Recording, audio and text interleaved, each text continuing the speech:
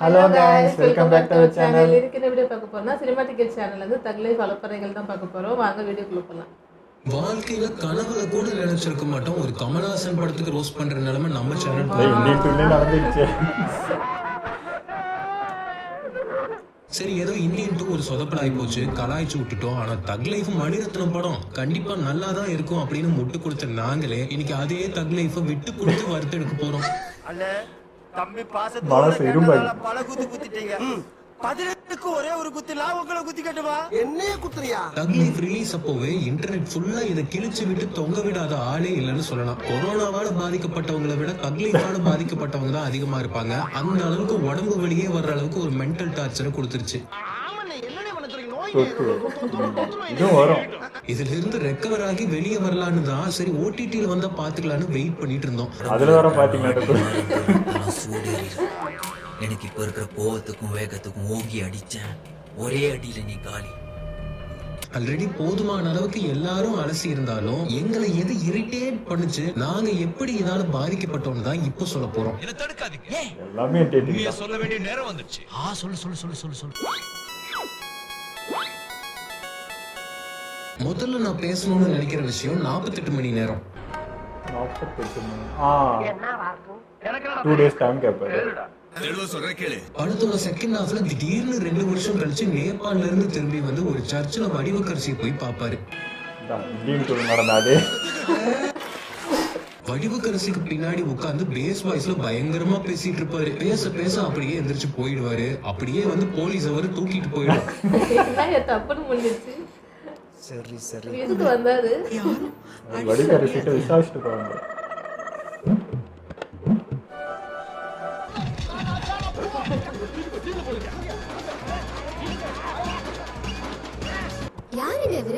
இப்படி ஊரே பாக்குற மாதிரி வந்தா அப்படி வாழ்த்துன்னு எல்லாரும் டவுட் தான் வரும். இதுவே ஒரு காமெடி. அதுக்கப்புறம் போலீஸா இருக்கிற அசோக் செல்வன் ரங்கராய சக்திவேல் லைஃபுக்கே ஓட வைக்கிற மாதிரி சில விஷயம் எல்லாம் கண்டிப்பா வேணும்னு கேட்பாரு. எவ்வளவு பெரிய ஒரு விஷயத்தை கேட்டிருக்கேன். என்ன வேணும்? நான் கொஞ்சம் பேராசக்காரன், அதுக்கு எனக்கு எல்லாம் வேணும். எங்கேயோ போகுது. இது எல்லாத்துக்கும் ஒத்துக்கிட்டு நம்ம சக்தி நினைக்கிற மாதிரி அதுக்கு பதிலா ஒண்ணு கேட்பாரு. இவ்வளவு பெரிய விஷயத்துக்கு மாதிரி ஏதாவது வெயிட்டா பயங்கரமா கேட்பாருன்னு பார்த்தா அப்போதான் அந்த பொண்ணான விஷயத்த கேட்பாரு. உங்களுக்கு என்ன வேணும்?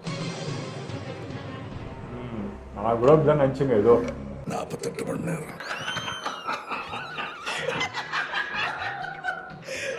சரி, 48 மணி நேரங்கிறது நமக்கு தான் சப்பையா தெரியுது. இவ்வளவு பெரிய கேங்ஸ்டர் கேக்குறாருன்னா வெயிட்டா ஏதோ சம்பவம் இருக்குன்னு பார்த்தா அந்த 48 மணி நேரம் ஃபுல்லா நம்மால ஒரு செல்ஃபுக்கு கீழே விழுந்து கிடப்பாரு. ஒண்டாட்டி ஒப்பாட்டியும் பார்த்துட்டு வரதுக்கு 48 நேரம் கொஞ்சம். ஐயோ, நீங்க கேட்ட 48 மணி நேரம் முடிஞ்சது. Super super excellent super very nice. எல்லாரும் கோமாளி சொல்வாங்க, இன்னைக்கு தான் உண்மையான கோமாளியா இருக்கு. Super super. இவரை காப்பாத்தி கூட்டிட்டு போகவே 4 பேர் செவத்து தூக்கி விட்டு கைத்தாங்களா கூட்டிட்டு போறாங்க. இவரு 48 மணி நேரத்துல என்ன கிழிக்க போறாரு? இது ஏதோ காமெடி பீஸ்ரா, ரொம்ப வீக்கா இருக்கான். அடுத்து எங்களை இரிட்டேட் பண்ண செக்மெண்ட் நரபலி. நரபலியா? லியோல தானே நரபலி கான்செப்ட் இருக்கும், தக் லைஃப்ல எங்க நரபலி கான்செப்ட்னு நீங்க யோசிக்கலாம். சரி, இப்ப சொல்றேன் கேட்டுக்கோங்க. முதல்ல பிடிச்சோ பிடிக்காமலும் சிம்புவோட இருந்தாலும் த்ரிஷா இருப்பாங்க. பாத்தீங்களா கவுளி கூட அடிக்குது. நம்மளதான் சொன்னாரோ நீங்களா? சிம்புவை கட்டம் கட்டி ஸ்கெட்ச் போட்டாங்கன்னு தெரிஞ்ச உடனே அவர் ஊரை விட்டே தெரிக்கலான்னு பிளான் பண்ணிருப்பாரு. நம்ம பெருசு மட்டும் உள்ள பூந்து த்ரிஷா மனசு கலைக்காம இருந்திருந்தாருன்னா த்ரிஷாவும் சிம்பு கூடயே எஸ்கேப் ஆகி அட்லீஸ்ட் உயிரோடையாவது இருந்திருப்பா. நாம என்னப்பா செய்யறது? நாம ஒண்ணு நினைச்சா தெய்வம் ஒண்ணு நினைக்குது. தெய்வம் நினைக்கிறது இருக்கட்டும்டா. என்னப்பா செய்யறது? விதி விளையாடுச்சு. நீ விளையாண்டு போட்டு விதி விளையாண்டா பழி போடுற, உன்னை அப்படியே குத்துறலாம். இப்போ ஒண்ணு வாங்கினா ஒண்ணு ஃப்ரீங்கிற மாதிரி சம்பந்தமே இல்லாம த்ரிஷாவோட சேர்ந்து வடிவக்கரசியும் சேர்த்து அதுல நரபலி கொடுத்திருக்காரு நம்ம ரங்கராயரு. அந்த கையை காட்டாம இருந்தா போயாவது இருந்திருப்போம்.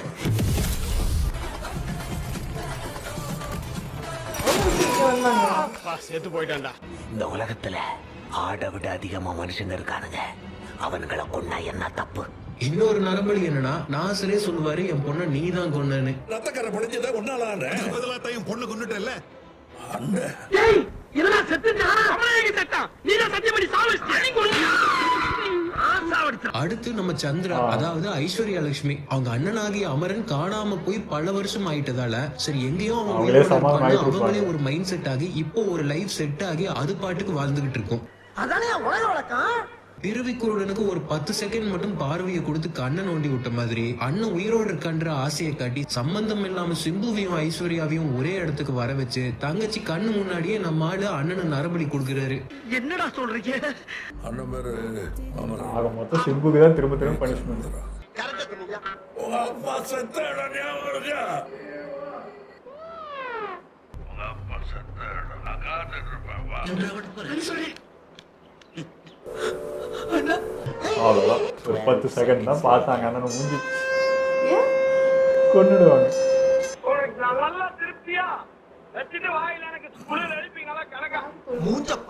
அது ஒரு இந்த மூஞ்சில முடிச்சா பொடிக்கு போயில சிக்குமா? இப்படி பல பேர் லைஃபையும் முடிச்சு விட்டுட்டு பலர் நரபலையும் கொடுத்துட்டு மாச கூலர்ஸ் போட்டு விண்வெளி நாயகன்னு போயிட்டே இருப்பாப்புல. அப்பாடா, கண்ணு இப்பதான பளிச்சு தெரியுது.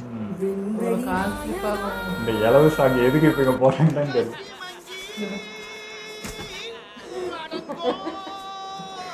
எனக்கு மொத்தத்துல அந்த குடும்பம் உருப்படாம போனோம். அதான் ஏன் லட்சியம். அற்புதம், அபாரம், எக்ஸ்ட்ராடினரி.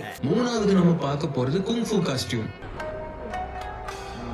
என்னன்னே தெரியல, இவருக்கு கடந்த 4 வருஷமா இந்த குங்ஃபூ பைத்தியம் பிடிச்சு ஆட்டிட்டு இருக்கு. இந்தியன் டூல அவ்வளவு பண்ணி அடி வாங்கினதுக்கு அப்புறமும் அதையே தக் லைஃப்ல தூக்கி போயிட்டு வந்திருக்கேன். படத்தோட டீசர் வாட்டி வந்ததுமே நமக்கு கொஞ்சம் குபீர்னு தான் இருந்துச்சு. என்னடா தலைவன் அதே இந்தியன் டூ காஸ்டியூம்ல வர்றாருன்னு. ஆனா மணிரத்னம் மேல ஏதோ கொஞ்சம் நம்பிக்கை இருந்துச்சு. சும்மா எல்லாம் நம்மாடித்தனம் மணி பண்ண மாட்டாரு, ஏதோ விஷயம் இருக்குன்னு. ஆனா படத்துல அப்படியெல்லாம் ஒண்ணுமே இல்லையேப்பா.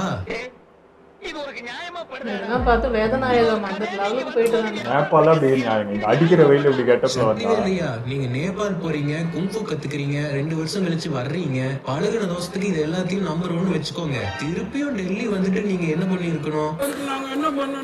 நீட்டா முடி நகங்கம் எல்லாம் வெட்டி முக்கியமா குளிச்சு கக்கூசு குளிச்சு எல்லாம் போய் நல்ல ட்ரெஸ்ஸா அயன் பண்ணி போட்டுட்டு வரணுமா இல்லையா?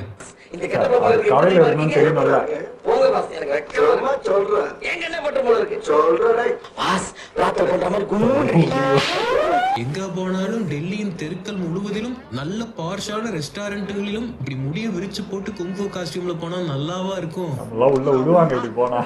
கடகனி பக்கம் வந்து மக்களோட மக்களா கலந்தா தாப்பா மனசுக்கு கலகலப்பா இருக்கு. தம்பி ஒரு ஸ்வீட் பீடா ஒண்ணு போடுறாஜா. ஃபர்ஸ்டா உலகநாயகன் செட்டில் இந்த காஸ்டியூம்ல வரும்போது ஒருத்தனுக்கு கூட தான் சிரிப்பு வராம இருந்திருக்கும். கடுப்பாயிடுச்சு.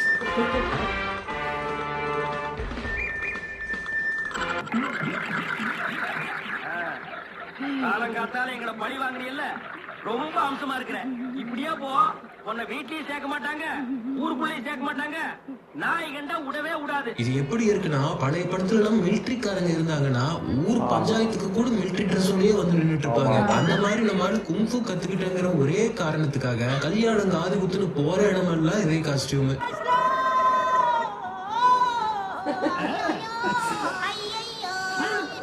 பெருமை பேத்தல அதிகமா தெரியல. முன்னாலேயே ஒரு மாதிரி ஆயிடுச்சு. என்ன இது? இப்ப எதுக்கு நீ மத்த இடத்துக்கு மோரெல்லாம் கட்டிருக்க? ஆடி சோடாக்கு அப்புறம் கத்துக்கிட்ட வித்தைய காட்ட அதே காஸ்டியூம்ல படம் ஃபுல்லா வந்து நின்னது நம்ம விண்வெளி நாயகன் தான்.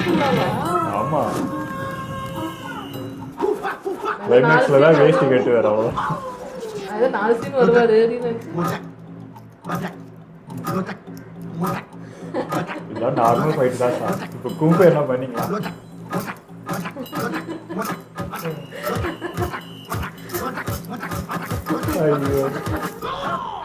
முக்கியமா இந்த காஸ்டியூமை பத்தி நம்ம பேசணும்னு நினைச்சதே இந்த ஒரு சீனுக்காக.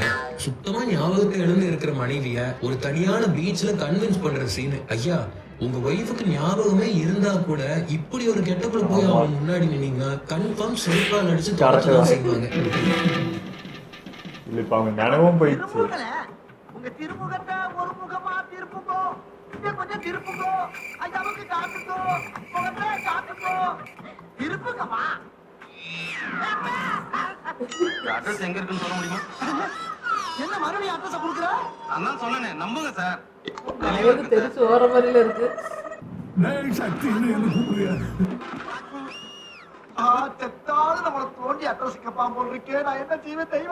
எப்படியும் செகண்ட் ஹாஃப்ல கமல் அபிராமி ஹேர் ஸ்டைல தான் வரப்போறாருங்கிறது நம்ம ட்ரெய்லர்லயே பார்த்துட்டோம். ஆனா அதே செகண்ட் ஹாஃப்ல அபிராமி கமல் ஹேர் ஸ்டைல்ல வந்ததுதான் படத்துல நமக்கு இருந்த ஒரே ட்விஸ்ட். ஆமால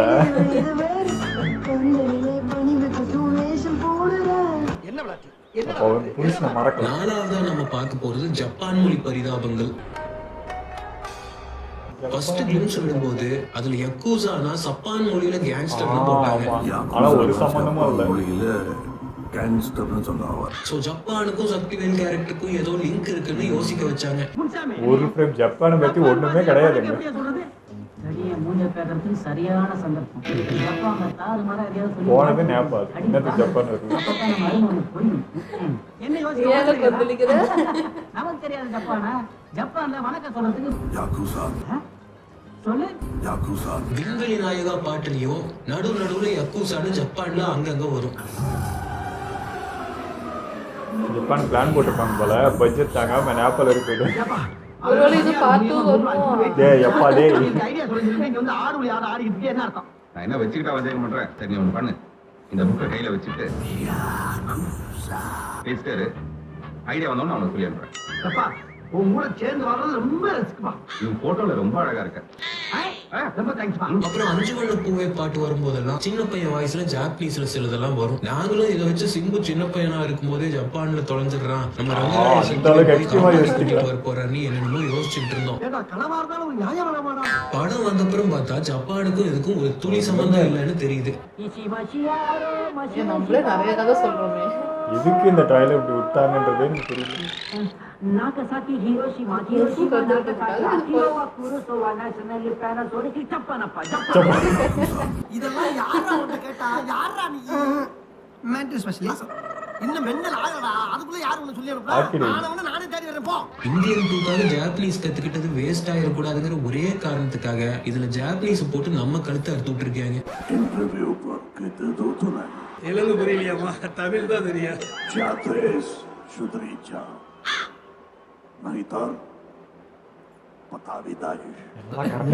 அது கரெக்டான இடத்துல வரணும். இதுல ஜாப்பனீஸ் விட காமெடி என்னன்னா இந்த தூத்துக்குடி ஸ்லாங் தான். கமலோட அண்ணனா இருக்கிற நாசரு, கமல் வைஃபா இருக்க அபிராமி, ஏன் அவங்க கூட இருக்கிற பாதி அடியாளுங்க எல்லாருமே காயல்பட்டினக்காரங்க தான். டெல்லி வந்து செட்டில் ஆகி 30-40 வருஷம் ஆயிப்போச்சு. சோ எல்லாருக்குமே ஸ்லாங் மாறிடும். படத்துல எவனுமே தூத்துக்குடி ஸ்லாங்ல பேசல. உங்களுக்கு தெரியுங்கிற ஒரே காரணத்துக்காக தூத்துக்குடியில இருக்கிறவங்களே பேசாத அளவுக்கு டெல்லியில போய் தூத்துக்குடி ஸ்லாங் பேசிட்டு இருக்கீங்க. ரங்கராய சக்திவேல் நாயக்கன் காயல்பட்டக்காரன் பிறக்கும் போதே தலையில எழுதிட்டாங்க. கிரிமினல் ஆகாரத்திற்காக அழுக்க சாப்பிட்டு தடாகத்தை சுற்றப்படுத்துகிறதே மீன். அதை போல நான் சும்மா பேசாம. 5வது கள்ளக்காதல். சட்டப்படி டிவோர்ஸ் பண்ணிட்டு தான் இன்னொரு கல்யாணம் பண்ணணும். சரி, நீ ஒரு ரவுடி டானு சட்டத்தெல்லாம் மதிச்சு நுழைய மாட்டேன். அட்லீஸ்ட் நீ ஒரு ஹீரோ, ஒரு நல்லவனா இருக்கிறதுக்காவது பொண்டாட்டிக்கு துரோகம் பண்ணாமையாவது இருந்திருக்கணும். ஒரு சின்ன வீடும் வச்சு அது பொண்டாட்டிக்கே நார்மலைஸ் பண்றதெல்லாம் எல்லா கேரக்டருமே கேவலமா சொல்லு. 3ஆம் பெரிய ரேஞ்சுக்கு பொண்டாட்டி பின்னாடி அழுதுட்டே போறத பார்த்தா அட்லீஸ்ட் மனுஷன் இப்போவாது திருந்தி இருப்பாருன்னு பார்த்தா பொண்டாட்டி ஞாபகம் வரலன்னு சொன்னா அடுத்த செகண்டே திரிஷா வீட்டுக்கு போய் நிக்கிற அளவுக்கு எவ்வளவு வெறி இருக்கும் மாப்பிளைக்கு.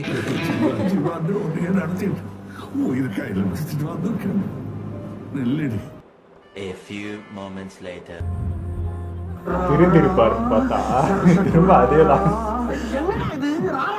அவனை அடிச்ச வலி இன்னும் என் கைக்குள்ளேயே இருக்கு. அந்த அந்த வலியையும் மீறி என் உடம்பு மனசும் ஒரு பொம்பளையை தேடுதுன்னா எவ்வளவு அலைச்சலும் அரிப்பும் இருந்தா அவளை கண்கட்டு வித்த மாதிரி தூக்கிட்டு வந்திருப்பாங்க. சரி, இது மணிரத்னம் படமாச்சே, இந்த ரிலேஷன்ஷிப் எல்லாம் நியாயப்படுத்தி அட்லீஸ்ட் ஏதாச்சும் வச்சிருப்பீங்களேன்னு பார்த்தா அதுக்கு வச்சீங்களே பாரு ஒரு டைலாகு. எனக்கு மற்றவனுக்கெல்லாம் பிபி சக்கரவாதி இதெல்லாம் வருவாங்க. எனக்கு இது அப்படி வச்சுக்கிய யாரையும் இப்படி ஒரு விளக்கம் கொடுத்ததே கிடையாதுங்க. சந்திராவை காணணும்னா ஒண்ணு ஸ்கூல்ல போய் தேடணும், இல்ல ஹோம்ல தேடலாம், இல்ல ஹாஸ்டல்லையாவது தேடலாம். எந்த அளவுக்கு புத்தி பேதலிச்சிருந்தா பிராத்தல் பண்ற ஏரியால போய் தேடிக்கிட்டு இருப்பீங்க. சரி, அங்க போய் பார்த்தா நான் தான் சந்திரா இல்லைன்னு சொல்லுது. நீங்க உண்மையாவே சந்திராவை தான் தேடி போயிருந்தா சந்திரா இல்லைன்னு திரும்பி வந்திருக்கணுமா இல்லையா? சந்திரா பார்க்க போன இடத்துல இந்திரா பிடிச்சிச்சு, அதனால இந்திராவை சந்திரா ஆகிட்டேன். கொஞ்சம் வயசான மாதிரி தெரியும், ஆனா உள்ளுக்குள்ள ஊஞ்சல் ஆடிக்கிட்டு இருக்கு. இது என்னென்ன காரியம் செய்து தெரியுமா? காலையில அரிக்காடி வீட்டுக்கு நுழையுது, மத்தியானம் மயிலாட்டா வீட்டுக்கு நுழையுது, இப்ப உங்க வீட்டுக்கு நுழைஞ்சிருக்கு. இந்திராணி தான்.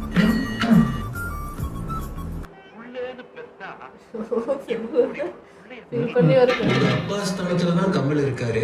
கமலுக்கும் த்ரிஷாவுக்கும் பல வருஷம் ரிலேஷன்ஷிப் போயிட்டு இருக்கும் போதே அப்பாவோட ஆடையே லவ் பண்றதெல்லாமாடா ஒரு லவ்? சார் முதல்ல அக்காவா பார்த்துட்டாரு, அதுவே உடச்சிட்டாரு. என்னமோ தெரியல குரு, அவங்க தான் என் கண்ணுக்குள்ளே இருக்கிறாங்க.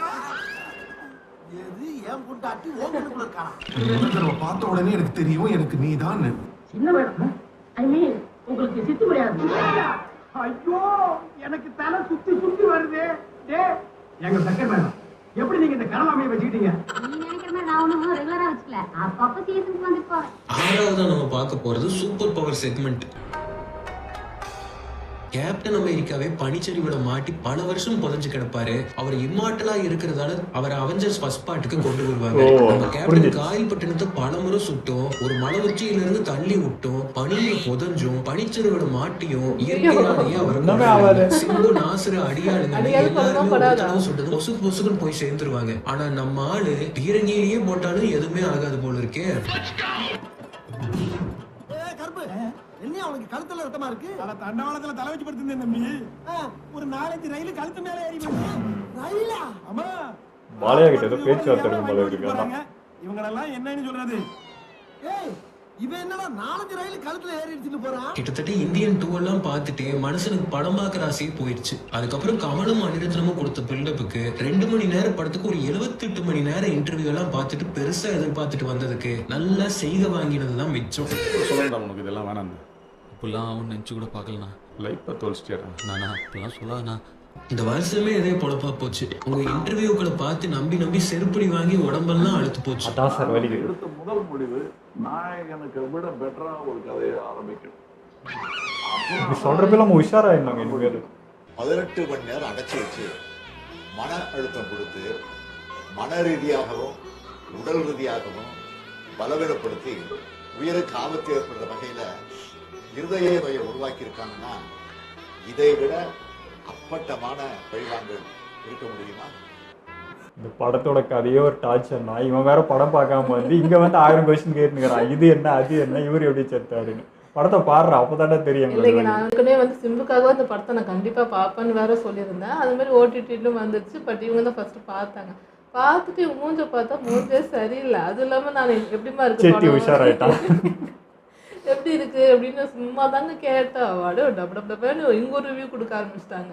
அது கேட்டு சுத்தமா போயிடுச்சு. இப்போ பார்க்கவே வேணாம், அந்த பக்கமே வரலடா சாமி அப்படின்ட்டு நான் விட்டுட்டேன். எனக்கு அதெல்லாம் கூட பரவாயில்லைங்க. இவங்க வந்து எந்த வீடியோ எடுத்தாலும் சரி, இல்லை ஏதோ ஒரு விஷயம் வருது, வேற ஆக்டர் பற்றி என்ன ஒன்று சொல்கிறாங்கன்னா, நம்ம கமல் சார் மாதிரியே பார்த்த மாதிரியே இருக்குது. கமல் சாருக்கு அப்புறம் இவங்க அப்படி இப்படின்னு எப்போ பாரு கமல் சாரை தான் ரெஃபரன்ஸ் வச்சு இவங்க பேசுவாங்க. இப்போ என்னன்னா அது அப்படி தலைகளாக மாறிடுச்சு. எனக்கு இப்போ இவங்க ரியாக்ஷன் தான் பார்க்கணும், இவங்க என்ன சொல்கிறாங்க அதுக்குன்றது தான். சத்திய சோதனடா எங்களுக்கு. அதான் இதுதான் எங்களுக்கு வலிக்கிறது. இவங்க சொல்கிற மாதிரி இப்போ எந்த படம் எடுத்தாலும் இல்லை எந்த டைலாக் எடுத்தாலும் இல்லை எந்த விஷயம்னாலும் முதல்ல நம்மளுக்கு முன்னுதாரணமாக இருக்கிறது பார்த்தீங்கன்னா கமல் தான். அவர் தான் அவர் பாடுறா இதுலேருந்து தாண்டா வந்தது, இப்படி செஞ்சதுரா அப்படின்னு நம்ம அவ்வளோ பெருமையாக பேசிகிட்டு இருந்தவரையே இப்போ நம்மளே கலாய்க்க வேண்டியது இருக்குது, பார்த்து சிரிக்க வேண்டியதாக இருக்குதுன்றது தான் வழியாகுது. இந்தியன் 2லேயே எனக்கு அப்படி தான் வெடிச்சு போச்சு. இப்போ சுத்தம் இதுக்கு மேலே எனக்கு வந்து என்ன சொல்கிறதுனே தெரியல. சரி, அதாவது ஒரு டிஸ்டி பட்டுச்சு, ஓகே, ஒரு கண்ணாக இருக்குன்னு சொன்னேன். தொடர்ந்து அதேவா எத்தனை டிஸ்டி சாருன்ற மாதிரி எனக்கா வந்து இப்போ இவங்க தான் ஃபோன் பார்த்துட்டு இருக்கும்போது ஏதாவது திடீர்னு கமல் ஃபேஸோ கமல் வீடியோ வந்து குபியர்னு சிரிப்பு வந்துடும். என்னடா இப்படி ஆயிடுச்சா அப்படின்னு எனக்கு செம்ம சிரிப்பு வந்துடும் இவங்களை பார்த்தாலே. பாருங்க பாருங்க உங்களால நாங்களாம் வேஸ்ட் ஆகினுக்கிறோம். அதான் சொல்கிறேன், எங்கேயோ எப்படியோ பார்த்துட்டு இருந்தவங்கள இப்படி பார்க்க வச்சிட்டாங்களேன்றது தான் வழியாக இருக்குது. அதுவும் மணி சார் இவங்க இந்த காம்போல இதுக்கு முன்னாடி அதே மாதிரி இந்தியன் டூல சங்கர் சாரும் கமல் சாரும் இப்படி பண்ணாங்கன்றதே ஒரு இடியா இருந்தது. நீங்க அதுக்கு மேல மணி சாரும் கமல் சாரும் இப்படி பண்ணுறாங்க. என்ன சார் ஆச்சு உங்க எல்லாருக்கும்ன்றதுதான் எனக்கு புரியல. அதை விட எனக்கு வந்து என்னன்னா, இப்போ ஏற்கனவே வந்து லவ்ன்ற பேர்ல ஏகப்பட்டது பார்த்து இப்போ ஃபேக் அது இதுன்னு சொல்லிட்டு ஆல்ரெடி அண்ணன் பாப்பா லவ்னு ஒன்று, அக்கா அக்கான்ட்டு லவ் பண்ணுறதுன்னா இப்படி போயிட்டு இருக்க டைம்ல இப்படி ஒரு லெஜெண்டை வச்சு அதையே ஒரு கதையாக எடுத்து அது என்னமோ அப்படியே கல்ட்டுன்ற மாதிரி படம் எடுத்து வச்சிருக்காங்களே, அதுதான் என்னால் ஜீர்ணிச்சிக்கவே முடியும். இப்போ சினிமாட்டிக்கல் ப்ரோ சொன்னார் பாருங்க, மணி சார் வந்து இந்த லவ்லாம் வேல்யூ பண்ணுவார், அவர் ஒரு வே எடுத்து இது எந்த வகையில் சேர்க்கனே தெரியல. இப்போ அந்த இந்திரான்ற அந்த கேரக்டருக்கு வேல்யூ பண்ணுற மாதிரி ஒரு லவ்வாக இது, அதுக்காக கமல் சார் ஏதோ ஒரு விஷயம் சொல்லியிருந்தாலோ செஞ்சிருந்தா கூட சரி ஓகேப்பா ஏதோ ஒன்று ட்ரை பண்ணிக்காங்க சொல்லலாம். அவர் சொன்ன இது என்ன, இது ஒரு வியாதின்றாரு. அப்போ இது எப்படி எடுத்துகிட்டு போகுது? இந்த மாதிரி விளக்கம் கொடுத்து நான் பார்த்து இல்லைங்க, வப்பாட்டி வச்சுக்கிறதுக்கு இது ஒரு வியாதி அப்படின்னு சொல்லி பொண்டாட்டியை கன்வின்ஸ் பண்ணுறதுலாம் என்ன சொல்கிறதுனே எனக்கு தெரியல. இப்படி ஒரு சீன் வந்து நான் எப்படி சொல்கிறது, கமல் சார் மணி சார் இப்படி உட்காந்து யோசிச்சு ஒரு சீன் எடுத்தாங்களான்றது நம்பவே முடியல. அதெல்லாம் என்ன சொன்னே தெரியலங்க எனக்கு என்னன்னா, இவங்க அப்படியே திக்கு திணறும் போது எனக்கு பயங்கர சந்தோஷமா சிரிப்பா இருக்கு. எனக்கு நாங்களாம் வழியில உட்காந்துருந்தோம். கமல் சார் பத்தி பேசி எடுத்தா போறோம், அப்படியே அப்படி பேசுவார், லைனா விட்டா பேசிக்கிட்டே இருப்பார். அந்த அளவுக்கு கமல் சார்னா பிடிக்கும். அவரோட ஒர்க்கு அவர் பத்தின விஷயம்னா அவ்வளோ மாதிரி எனர்ஜி ஆகி அப்படி பேசுவார். இன்னைக்கு அவரே வந்து திக்கு முக்காராரு அப்படின்னா எனக்கு சிரிப்பா வருது. அதே மாதிரி இப்போ இந்த படத்தில் வந்து எந்த கேரக்டருக்கு வேல்யூ கொடுக்குதுன்னா எதுவுமே இல்லை, எல்லாமே ஒஸ்ட்டு கேரக்டர் தான் அது. இப்போ நாசர்னு எடுத்துக்கிட்டா என்ன சொல்கிறது, சரி பொண்ணு இறந்துட்டாரு அதுக்காக பழி வாங்குறான்னு இல்லை, இப்போ பொண்ணு இழந்தோடனே அடுத்து வந்து எனக்கு சீட்டு வேணும், எனக்கு அந்த பதவி வேணும், அவரும் அதே தான். கமல் சார் சரி அவராக இதுன்னு பார்த்து இந்த த்ரிஷா இதுன்ட்டு இவர் சரி சிம்புவாது ஏதோ ஒரு இதுவாக இருப்பார், சரி இவங்கெல்லாம் ஏமாத்துறாங்க அவராது யோகியமாக நான் வந்து பாருனா அவரும் த்ரிஷா மேலே தான் கண்ணு. ஐயோ இப்போ எந்த கேரக்டர் தான் இங்கே யோகியம்னு பார்த்தா எதுவுமே இல்லை, டோட்டலாக எல்லாமே ஃபஸ்ட்டு. இப்போ இவங்க இறந்தாங்க பொழைச்சாங்க, இப்போ வந்து கமல் சார் பொழைச்சி நிற்கிறான்றப்பையும் சந்தோஷம் இல்லை, சிம்பு இறந்துட்டாருன்னு வருத்தமும் இல்லை, எதுவுமே இல்லை. ஒரு கனெக்ட் ஒரு கேரக்டர் இருக்குது, அது வாழ்ந்துச்சு இப்போ ஏதோ ஒன்று பண்ணிச்சுன்னா நம்மளுக்கு ஒரு எமோஷனல் கனெக்டாக ஏதாவது ஒரு இருக்கணும்ல, எதுவுமே இல்லை, எல்லாம் பிளைண்டாக இருக்குது. இப்போ என்ன நீ செத்த எனக்கு என்ன, பொழைச்ச எனக்கு என்ன, நீ கடைசியாக அது விவசாயம் பண்ணி இப்போ கண்ணாடி போட்ட எனக்கு என்னன்ற மாதிரி இருந்துச்சு. அதுலேயே அந்த சாங்குங்க விண்வெளி நாயகா இப்போ என்ன அளவுக்கு இந்த சாங்கு நல்லா இருக்குது, சூப்பர் சாங் அது. அந்த சாங்குக்கும் இந்த கதைக்கும் இப்போ ஒரு கண்ணாடி போட்டுன்னு போன விதத்துக்கும் என்ன சம்மந்தம், என்ன இப்போ இது இருக்குன்னே எனக்கு புரியல. சரிங்க, மனவலியோட இந்த வீடியோவை முடிச்சுக்கிறோம். மறக்காமல் லைக் பண்ணி ஷேர் பண்ணுங்கள், மறக்காமல் சப்ஸ்கிரைப் பண்ணிடுங்க.